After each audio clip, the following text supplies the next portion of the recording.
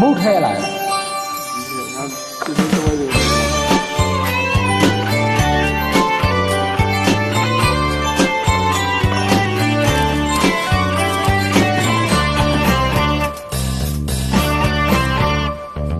ညစီညတိုင်းကြားနေရတဲ့အိမ်ငယ်ကမိကြီးတွေသာ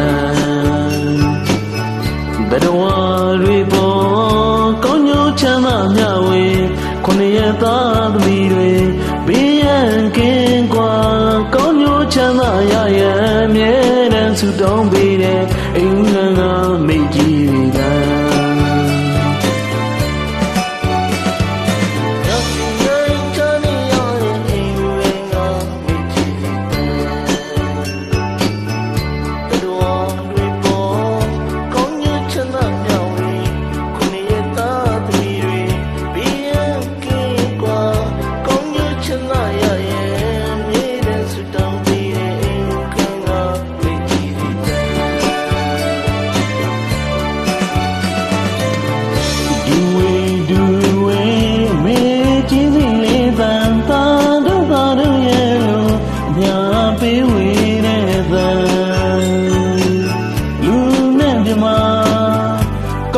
ချမ်းသာရရန်မြဲတမ်းဆုတောင်းပေးတဲ့အင်္ဂလာမိကြီးပါ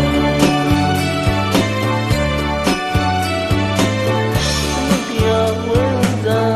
ဝတ်တော်ရည်တွေ့ကွယ်မြဲတမ်းလူရှာယုံကဲလူပါတော့သာရင်းနဲ့မကင်းတဲ့လူလောကတဲ့သူလုံးနေရမယ်ညချင်းခေါ်ရအောင်မအေးချမ်းမှုပြီးဆွမ်းနာ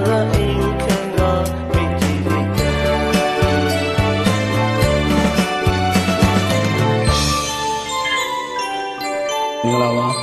မိတ်ဆွေထားပါကျမပါ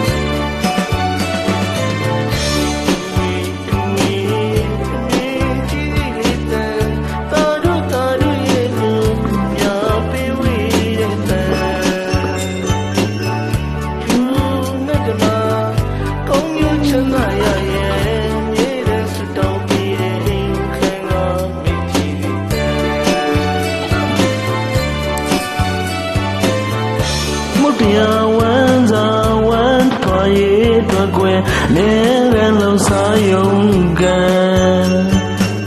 လောဘဒေါသတွေနဲ့မကင်းတဲ့လူလောတံပူလောင်နေရမှ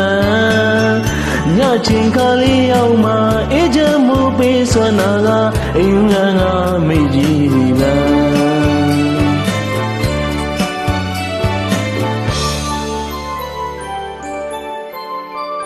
ချမ်းပါပါစေကျေးဇူးတင်ပါတယ်